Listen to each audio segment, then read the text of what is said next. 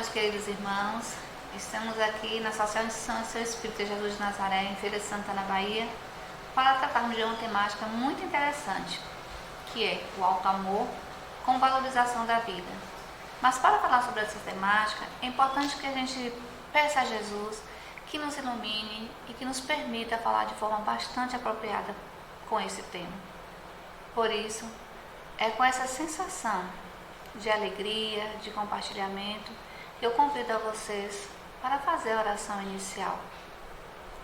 E aí, Jesus, na sua clareza de espírito, nos ensina a orar. E ele fala: Pai nosso que estás nos céus, santificado seja o vosso nome. Venha a nós o vosso reino, seja feita a vossa vontade, assim na terra como nos céus. O pão nosso de cada dia nos dai hoje. Perdoai as nossas ofensas, assim como nós perdoamos a quem nos tem ofendido, e não nos deixeis cair em tentação, mas livra-nos, Senhor, de todo mal. Então, com essa prece inicial, meus queridos irmãos e irmãs, nós vamos tratar dessa temática que muito nos importa, que fala sobre o alto amor como valorização da vida. Eu gostaria de dizer que essa temática, ela nos remete a pensar de como nós nos cuidamos, de como nós temos nos cuidado, porque nós sempre às vezes cuidamos do outro, na verdade, e às vezes esquecemos de nós. Então essa temática, intitulada O Amor como Valorização da Vida, inicia justamente com uma entrevista de Divaldo Franco. Eu recortei uma fala dele e ele de forma muito clara e sábia nos disse: o humano está doente e, como efeito, nesse período de transição, ele exterioriza estados de desequilíbrio e confusão.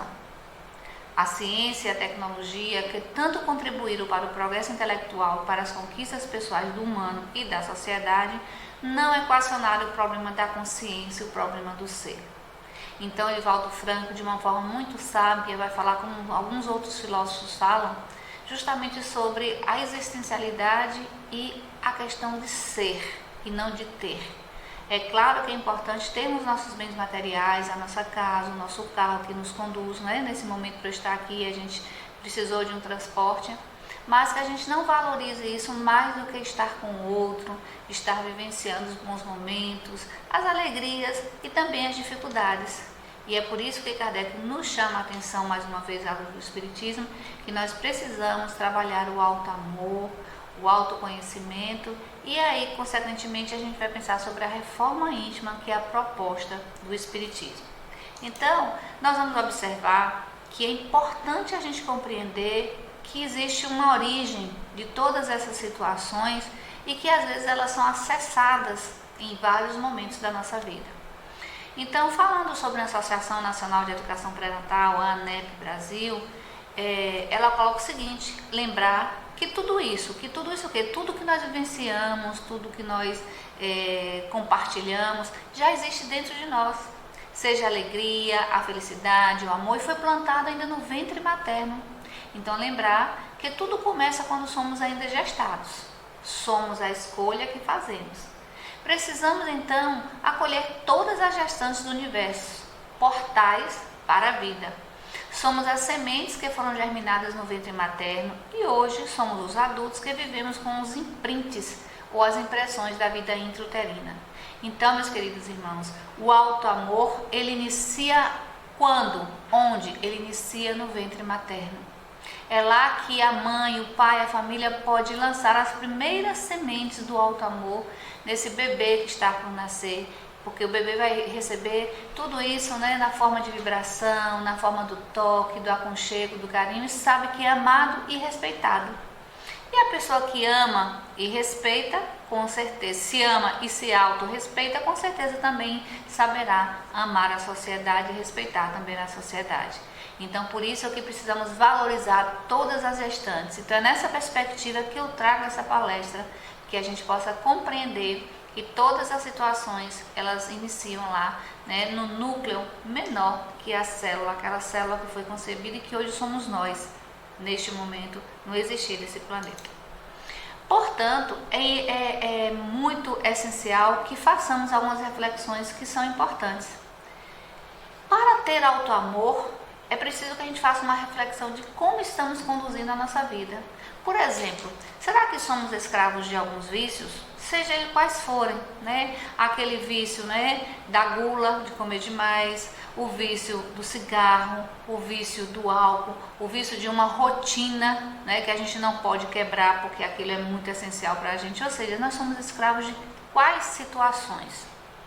Né? Lembrar que para termos esses vícios, nós é quem fazemos a escolha. Então nós escolhemos ter esses vícios e essas situações. A gente não pode, é claro que o ambiente externo pode influenciar, mas nós temos o poder de decidir sobre a situação. E portanto, ao lembrar que nós somos uma escolha, nós precisamos lembrar que nós devemos ter, né, ou desenvolver resistência para suportar as provações. E a gente só consegue elaborar ou ter essa resistência para suportar as provações justamente a partir desse auto-amor, desse autocuidado, dessa reforma íntima. Porque, como o Divaldo Franco nos diz, a depressão atualmente é como se fosse uma pandemia. Então as pessoas estão perdidas em si mesmas, as pessoas estão buscando fora de si aquilo que está dentro de si. E aí nós chamamos desse algo, nesse momento, nesta palestra, do auto-amor. E se a gente não tem auto-amor, a gente pode cair numa armadilha muito nefasta, muito triste, que é o suicídio. Que eu não vou abordar aqui nessa palestra, nessa temática, nessa doutrinária, mas lembrar que é uma grande armadilha o suicídio. Por quê? Porque para os espíritas a morte não existe. Então, para nós espíritas a morte não existe. Então é preciso ter cuidado e fazer todas as reflexões aqui propostas. E é claro que essa reflexão ela pode começar principalmente pelo auto-perdão. Porque se a gente não se auto-perdoar, não saber que somos imperfeitos, que temos dificuldades e que precisamos enfrentá-las para corrigir, assim como diz Jesus, perdoar quantas vezes? 7? Não, perdoar 77 vezes 7. E aí o que acontece com essa situação? Perdoar o outro, mas antes que a gente possa perdoar o outro, é importante que façamos o nosso auto-perdão para que a gente possa ter a resistência para suportar as provações do cotidiano. E sobre a resistência para suportar as provações, nós temos de forma muito clara a pergunta e a resposta lá no Livro dos Espíritos. Se a gente for adentrar a página 940, a pergunta 943 do Livro dos Espíritos, vem a pergunta muito clara de Kardec. De onde vem o desgosto pela vida que se apodera de alguns indivíduos sem motivos plausíveis? Ou seja, de onde vem essa falta de amor, esse desespero, esse vazio existencial? E os Espíritos, de forma muito clara e sábia, nos respondem. Efeito da ociosidade, da falta de fé e geralmente da sociedade. Por quê? Para aqueles que exercem as suas faculdades com um fim útil e segundo as suas aptidões naturais, o trabalho nada tem de árido e a vida se escoa mais rapidamente. Suportam as suas vicissitudes com tanto mais paciência e resignação, quanto mais agem, tendo em vista a felicidade mais sólida e mais durável que os espera. Então, meus queridos irmãos, para a situação existencial do desespero, da inoperância, da procura por um vício que vai, né, fortalecer o nosso existir, de forma inadequada a gente às vezes procura um vício, as pessoas procuram um vício, então isso ocorre, segundo os Espíritos, pela ociosidade e pela falta de fé. Então essa temática de auto-amor, ela conclama também esse desenvolvimento da fé, esse exercício da fé no cotidiano e em todas as situações nas quais a gente tem vivenciado. E para suportar essas provações, nós precisamos lembrar e reconhecer, como nos diz Divaldo Franco, que as leis divinas transformam os atos de amor em resgate. Então, todas as vezes que nós tivermos uma atitude de amor para com o próximo ou uma atitude de amor, de auto-amor, né, amor por nós mesmos, nós somos resgatados dessa falta de fé, dessa falta de perspectiva, dessa desesperança. Então lembrar que todas as vezes que tocamos nesse sentimento, nessa atitude, nesse comportamento, essa emoção chamada amor, nós somos resgatados dessas situações que nos levam, né, a ter a ociosidade e a não termos fé. E aí eu gosto de visitar, para falar dessa temática, Lucas lá no seu capítulo 8, versículo 43 e 48, eu acho perfeita aquela parábola, aquela que Jesus coloca de forma muito clara e que Lucas descreve com muita clareza. E diz: e uma mulher que tinha um fluxo de sangue havia 12 anos e gastara com os médicos todos os seus haveres, e por nenhuma pudera ser curada, chegando por detrás dele, tocou na orla do seu vestido e logo estancou o fluxo de seu sangue. E disse Jesus: quem me tocou? Olha a pergunta de Jesus diante de uma multidão: quem me tocou? E negando todos, disse Pedro e os que estavam com ele: Mestre, a multidão te aperta e te oprime, e dizes: quem me tocou? E disse Jesus: alguém me tocou, porque bem conheci que de mim saiu virtude. Então, vendo a mulher que não podia ocultar-se, aproximou-se tremendo e, prostrando-se ante ele, declarando-te diante de todo o povo a causa que lhe havia tocado e como logo sarara ou estancara o seu sangue. E ele lhe disse: tem bom ânimo, filha, a tua fé te salvou, vá em paz. Então veja só, Jesus vem também nos reforçar a compreensão da importância da fé, como assim fez os Espíritos, como assim fez Divaldo Franco também na sua fala, e por não dizer também Chico Xavier. Logo mais nós vamos falar sobre essa temática.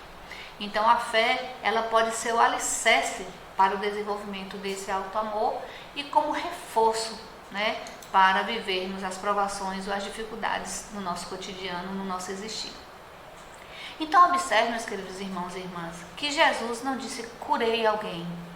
Jesus disse alguém me tocou. Então esse auto-amor necessariamente também necessita que toquemos alguém além de nós e acima de nós. E essa pessoa, podemos assim falar com toda intimidade, né, é Jesus. Né? É Jesus que vem sempre ao nosso encontro, porque Ele nos toca, Ele nos cura. E eu pergunto, e nós? O que nós respondemos a Jesus quando nós nos sentimos tocados por Ele? Quando em algum momento nós estamos em situações difíceis, que a gente recorre a Jesus, me ilumina, me fortalece, me proteja, me ensina um pouco mais de prudência, e Ele nos retorna. E nós, como nós ficamos? Como nós recepcionamos esse toque de Jesus? E aí eu posso até dizer, né, que talvez Jesus espere de nós que nós possamos desenvolver esse amor ao próximo e esse auto-amor, para que possamos vivenciar melhor, né, a passagem por este planeta Terra. Mas Chico Xavier também vai nos dizer, em seu livro, ele pergunta: poder-se-á definir o que é ter fé? E aí nós vamos dizer, à luz de Chico, que ter fé é guardar no coração a luminosa certeza em Deus. Olha só que descrição maravilhosa essa resposta. Ter fé é guardar no coração a luminosa certeza de Deus. Certeza que ultrapassou o âmbito da crença religiosa, fazendo o coração repousar numa energia constante de realização divina da personalidade. Mas eu ficaria só com o início dessa resposta. Ter fé é guardar no coração a luminosa certeza de Deus. E quando a gente fala a ter fé, essa chama luminosa da certeza de Deus, é a mesma coisa que dizer que nós não estamos desamparados, que nós não estamos sozinhos, que nesse caminhar nós temos um alicerce universal, um alicerce espiritual, e temos Jesus como nosso guia e nosso mestre. Então basta que nós possamos tocar Jesus, porque eu tenho certeza que Ele já nos toca diariamente no cotidiano, quando a gente faz um procedimento adequado, quando a gente ajuda alguém, quando a gente entra em vibração por alguém, quando a gente faz uma oração, quando a gente faz uma doação, quando a gente realiza qualquer atitude de amor ao próximo e a nós mesmos. Ali com certeza também está, né, essa chama luminosa de Deus, né, de Jesus. E para reforçar essa compreensão, nós vamos também visitar o Livro dos Espíritos, né, na sua página 411, que vai dizer: o Espiritismo matou o materialismo pelos fatos, por nos mostrar que somos além de matéria organizada. Nos mostra os efeitos do mal e a necessidade do bem. mas que também não somos perfeitos, estamos em evolução como toda a humanidade. Então, como nós estamos em evolução como toda a humanidade, com certeza nós sabemos que nós não evoluímos de uma vez e também nós não evoluímos sozinhos. Por isso a necessidade da gente compreender a nossa imperfeição, mas não permanecer nessa imperfeição. Certo, meus queridos irmãos? Porque seria muito simples e muito comum dizer assim, eu errei mesmo e ponto. Não, eu errei, preciso melhorar, não posso cometer o mesmo erro. E aí sim a gente pode compreender que nós estamos na evolução ou em evolução quando compreendemos esse processo, que não é só reconhecer a queda, o erro, né, ou a estagnação, mas lembrar que precisamos ir além dessa proposta, precisamos evoluir. E significa, nesse contexto da nossa conversa, desenvolver o amor ao próximo e o amor a nós mesmos. Mas a gente pergunta, então Rita, como evoluir e cultivar a relação com Jesus? Né? Aí nós temos algumas dicas, né, pelas leituras que nós fizemos do Livro dos Espíritos, em especial, e outras leituras filosóficas também, podemos dizer que a gente, para cultivar essa relação com Jesus, é necessário, sem dúvida, buscar o autoconhecimento. Quem sou eu? Para onde vou? O que estou fazendo? Qual a minha proposta de vida? E a partir desses questionamentos e dessas perguntas, expressar os nossos sentimentos. Que sentimentos eu tenho quando eu pergunto o que eu estou fazendo aqui? Que sentimentos eu tenho quando eu falo o que eu preciso fazer para avançar nesse processo de evolução espiritual? Então, quando a gente faz essas perguntas, a gente busca essas respostas a partir dos nossos comportamentos, nós estamos buscando o autoconhecimento. Mas o autoconhecimento não é só fazer perguntas e trazer respostas, né, como se fossem só caminhos. A gente precisa ainda nos libertar dos vícios, dos nossos sentimentos, das más companhias. Então, a gente precisa se libertar dessas situações que ainda são, a gente poderia considerar, inadequadas em nossa vida. Por quê? Porque se a gente já tem consciência, e o Espiritismo nos cobra todos os dias isso, né? Essa consciência, esse despertar. E não é a consciência do que está certo, do que está errado, mas a consciência que nos mostra que caminho seguir ou qual o melhor caminho seguir.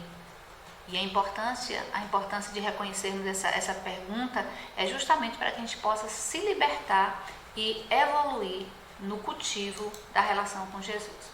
Então nós temos um livro interessante, que é de Zé Carlos de Lucas, Sem Medo de Ser Feliz, que ele coloca muito bem na sua escrita. Apenas doamos e por sua vez recebemos aquilo que já existe dentro de nós e que se encontra disponível ao oferecimento. Ou seja, nós realmente só podemos doar aquilo que nós temos. Eu não posso ser gentil, amorosa e zelosa com o outro se eu não sou gentil, amorosa e zelosa comigo mesma, nas minhas dificuldades, principalmente nos meus momentos de tristeza, de angústia, de solidão. Então eu preciso ter cuidado comigo, tanto no físico quanto no espiritual.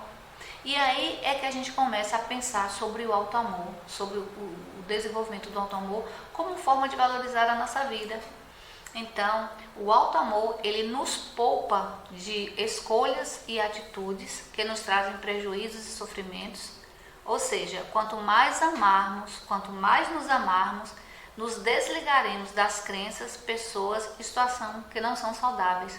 Por quê? Porque a gente começa a perceber que a gente pode ir além, que aquela atitude que eu tinha negativa, por assim dizer, ou inadequada, já não cabe mais no meu caminhar quando eu desperto esse auto-amor, essa autovalorização. Portanto, Lucas vai nos dizer que o auto-amor é um instrumento de equilíbrio íntimo, uma proposta de crescimento e evolução. Veja só, ainda que é um peso, né, entre aspas, o auto-amor. É uma proposta de crescimento e evolução. E a gente sabe que quando a gente tem uma proposta, a gente precisa fazer um planejamento, a gente precisa parar, pensar, refletir, não é? Fazer toda uma estrutura física, espiritual, mental, para que possamos fazer daquela necessidade uma verdade. Por exemplo, a necessidade de perdoar alguém, ou a necessidade de perdoar como forma de auto-amor. Não é fácil dizer, eu te perdoo, ou chegar a dizer, me perdoe por esse comportamento que eu tive e não foi adequado.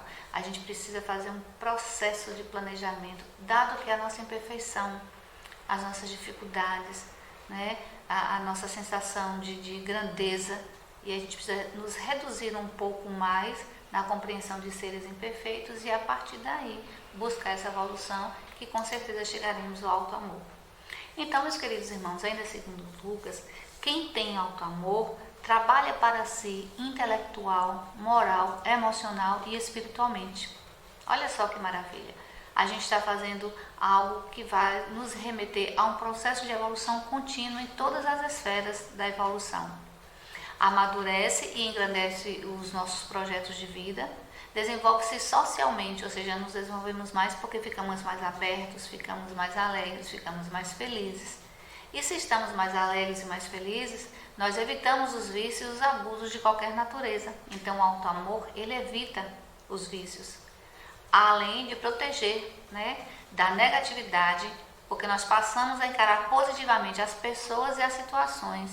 Ou seja, quando a gente tem o alto amor, e a gente poderia já também colocar sinônimo, o alto amor, quando a gente tem o autoconhecimento, quando a gente faz a reforma íntima tão necessária para a evolução na perspectiva espírita, é repensar sobre os seus princípios, valores e crenças, ou seja, repensar sobre os nossos princípios, valores e crenças. Então, Lucas deixa de forma muito clara essa mensagem para nós.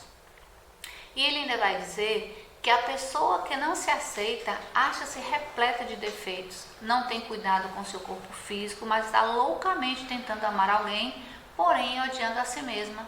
Então veja só, como é que eu posso amar alguém se eu estou odiando a mim mesma? E aí com certeza a gente vai entrar num processo desgastante, vai entrar num processo difícil de degradação física e moral. Então, por isso que nós precisamos de alguns elementos para ser alicerce do desenvolvimento desse autocuidado e desse auto-amor, que seria o amor, já esse sentimento, essa atitude, esse comportamento macro, e viria a união, o respeito, o perdão, a prudência, a autocompaixão e a esperança. Sim, a esperança, essa palavra mágica, esse sentimento mágico, que pode dizer assim, olha, para tudo tem jeito, você pode ser diferente, a gente pode fazer diferente, pode não ser fácil, pode não ser num tempo esperado por nós, num tempo pequeno, mas nós conseguimos evoluir, basta apenas que façamos uma escolha, ou seja, nós somos uma escolha. Então está nas nossas mãos, dos nossos sentimentos, dos nossos comportamentos, o exercício e o desenvolver do alto amor.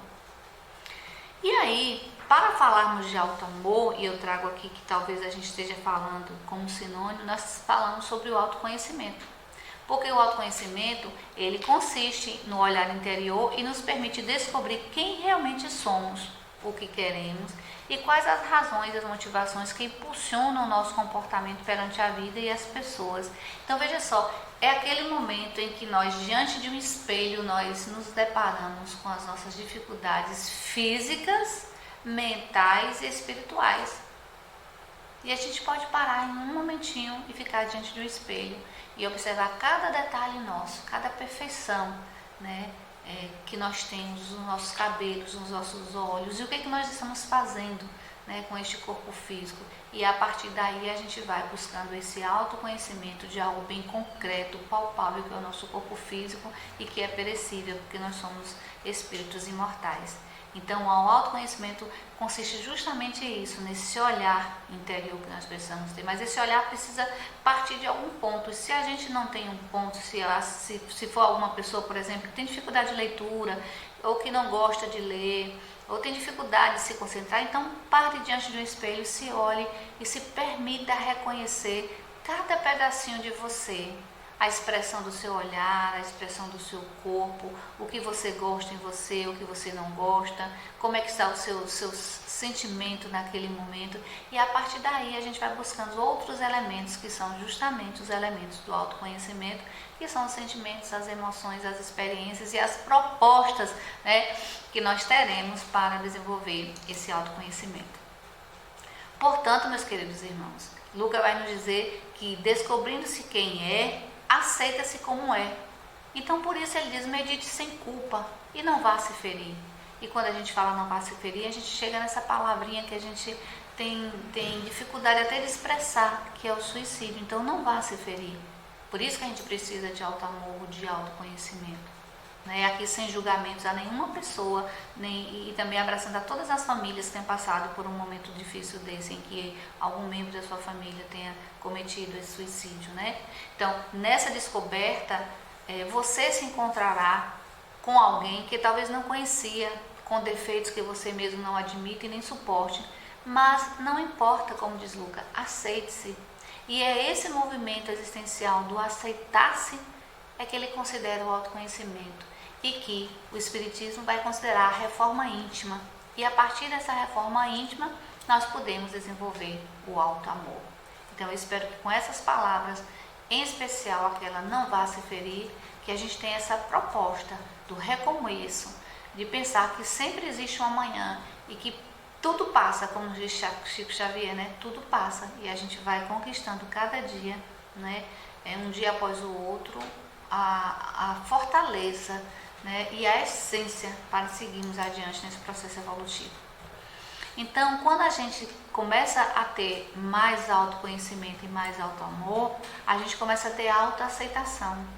E a autoaceitação consiste em aceitar as nossas reais possibilidades para nos afastar das neuroses, das comparações, porque muitas das exigências que imputamos a nós mesmos têm a ver com as reais expectativas que os outros alimentam em relação à nossa pessoa. Então, muitas pessoas olham assim para você e falam, tal pessoa é muito honesta, é muito honrada, é muito amiga, e de repente você não se sente aquela pessoa. E aí você às vezes quer responder à altura e você ainda não consegue. Aí você começa naquele processo de autodestruição para correr atrás daquilo que você ainda não é, que você está em construção. Então, por isso, meus queridos irmãos, precisamos ter cuidado em ter que responder todas essas expectativas das pessoas e da sociedade. Precisamos sempre ser pessoas bondosas, zelosas, amorosas, sim. Mas é preciso que a gente também reconheça as nossas dificuldades e que a gente passe pelo processo do auto-perdão. Por quê? Porque o auto-perdão, ele ajuda na amenização dos nossos remorsos e culpas. Ou seja, o auto-perdão, sem dúvida, é uma chance para nós mesmos. E nós precisamos nos dar essa chance todos os dias no cotidiano. Porque, como eu já disse, perfeito, só Jesus, esse Espírito iluminado, só Jesus. Nós estamos nessa caminhada. Não sei quantas encarnações nós teremos até chegar a essa pureza, nessa fluidez do Espírito Divino de Jesus. Mas precisamos começar. E eu creio que essa conversa nossa já traz alguns elementos, né, para que a gente possa sair desse estágio inerte, né, de acreditar que as coisas vêm de fora ou estão no exterior. Ao contrário, todas as situações estão dentro de nós. Basta que a gente pare diante de um espelho, se assim a gente quiser ser mais claro, e observe as nossas atitudes, nossos comportamentos e comecemos a conversar conosco mesmo. Então, se a gente for pensar, existe uma trilha de evolução. E aí a gente precisa reconhecer que a dor nos retira da acomodação, é a dor do crescimento.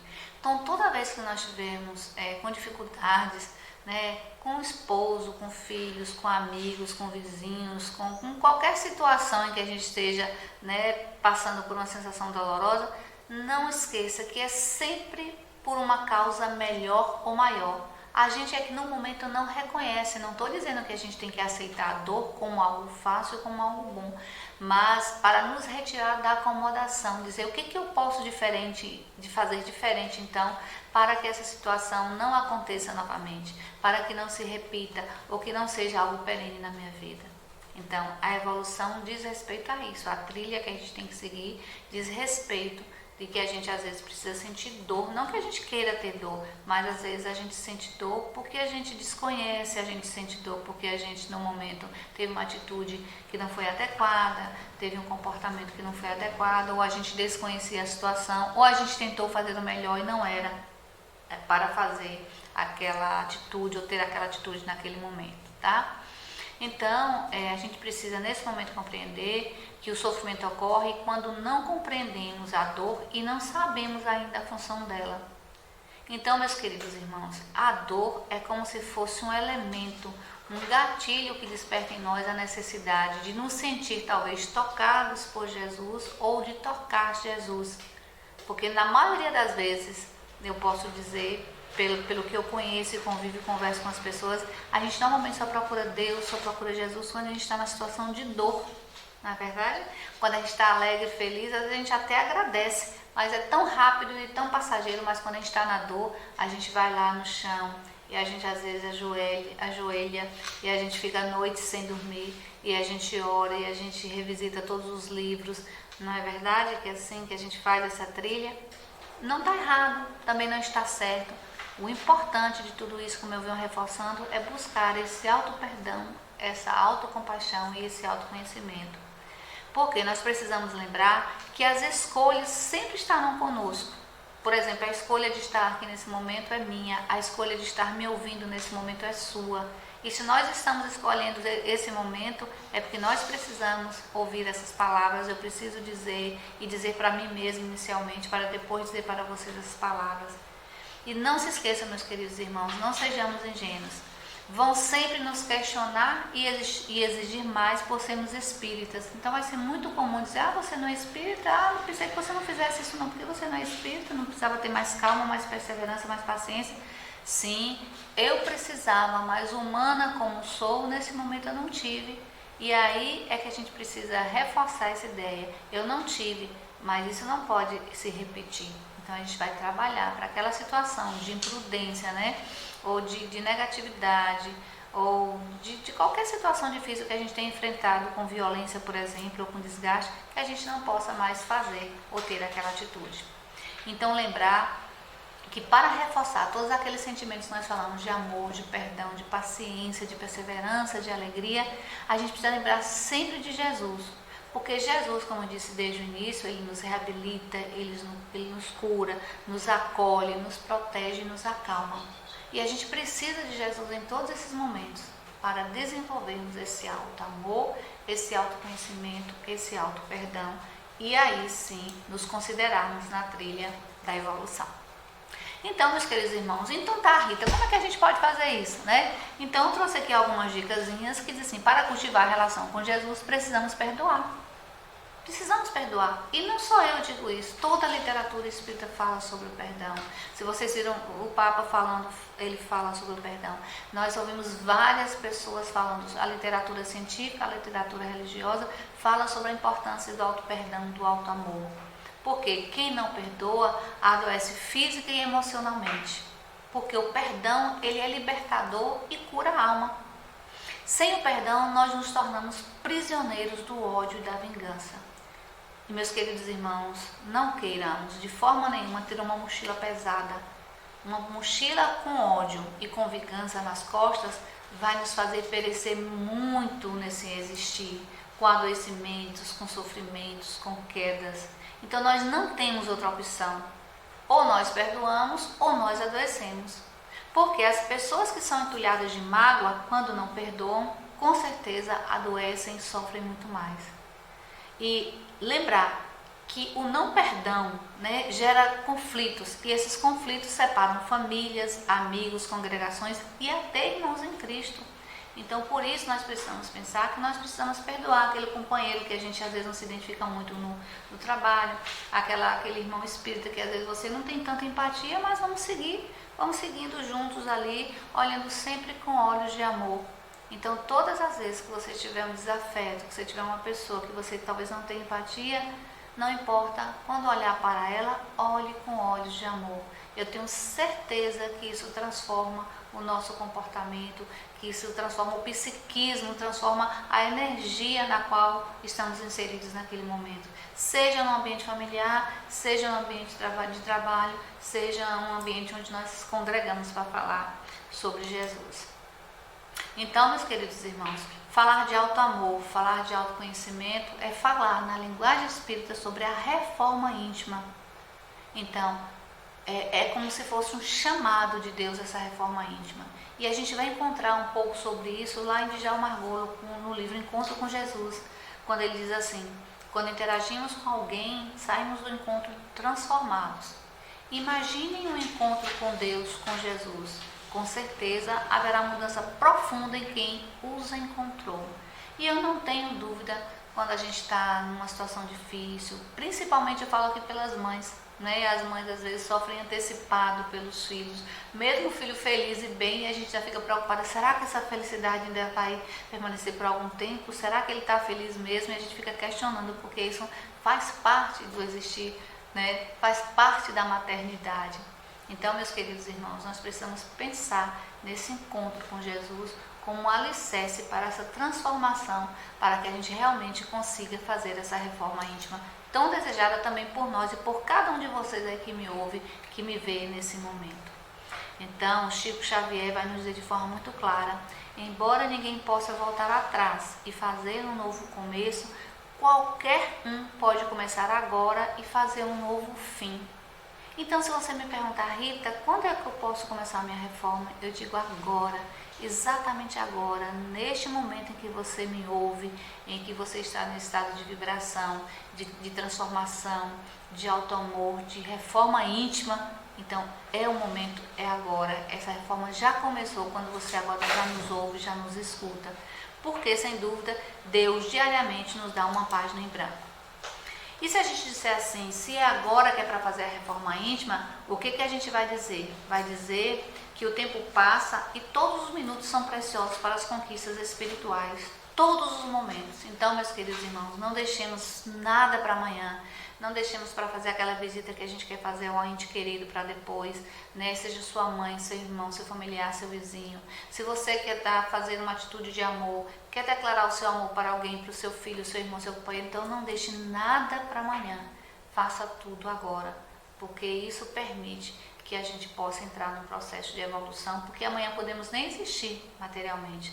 Então a reforma íntima deve começar agora, neste exato momento que nós estamos falando sobre essa temática. Então, como é que a gente pode fazer essa reforma íntima então, Rita? Quais as dicas que a gente teria? Claro que a gente não tem uma dica que é universal, vamos fazer e vamos seguir, mas podemos pensar em ingressar nos grupos de estudo sobre o Evangelho, participar ativamente dos momentos de construção de uma sociedade mais justa e digna, né? Participar das doutrinárias, da Semana Espírita, dos seminários, da campanha do Quilo, de qualquer outra ação benéfica para a humanidade e principalmente efetivar o desejo de trabalhar na seara do Cristo com a atitude de presença, né? Estar presente nas mais atividades que você possa estar. Se você pode só estar em uma nesse momento, faça essa com amor e carinho e depois pense em ingressar em outras atividades do centro, seja manjedoura, seja o grupo de estudos, seja qualquer atividade que o centro lhe ofereça. E portanto, meus queridos irmãos, é com essa sensação de convite, de convocação para essa reforma íntima que neste momento eu faço a vocês em nome de Jesus. Eu vou ler essa mensagem, né, que é o Espírito Meimei e a psicografia de Francisco Cândido Xavier, nosso querido Chico Xavier, que diz: confia sempre. Então eu espero que neste momento você possa confiar de que você é capaz de autotransformar-se, que você é capaz de desenvolver esse auto-amor e que você é capaz, à luz da doutrina espírita, de fazer essa reforma íntima. E aí nós vamos ler: não percas a tua fé entre as sombras do mundo. Ainda que teus pés estejam sangrando, segue em frente, erguendo-se por luz celeste acima de ti mesmo. Crê e batalha. Esforça-te no bem e espera com paciência. Tudo passa e tudo se renova na terra, mas o que vem do céu permanecerá. De todos os infelizes, os mais deditosos são os que perderam a confiança em Deus e em si. Porque o maior infortúnio é sofrer privação da fé e prosseguir vivendo. Eleva, pois, o teu olhar e caminha. Luta e serve. Aprende e adianta-te. Brilha a alvorada além da noite. Hoje é possível que a tempestade te amarfanhe o coração e te atormente o ideal, aguilhando-te com aflição ou ameaçando-te com a morte. Mas não te esqueças, porém, de que amanhã será um outro dia. Então, meus queridos irmãos, com essa mensagem, né, psicografia de Chico Xavier, eu peço a vocês e digo também: confia sempre, confia no Senhor, confia em Jesus, confia em você e na sua capacidade de autotransformar-se e descer esse alto amor. E viva Jesus em nossos corações, que Jesus seja o nosso guia, o nosso alicerce. Viva Jesus em nossos corações.